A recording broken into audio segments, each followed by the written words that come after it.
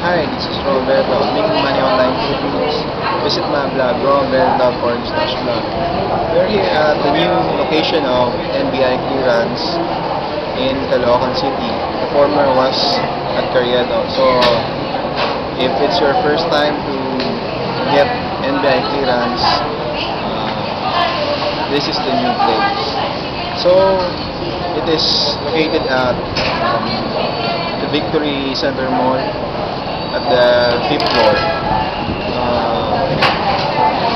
If you have company, so dahil naman kung ipila kayo pareho, so hanap na lang kayo ng tambayan.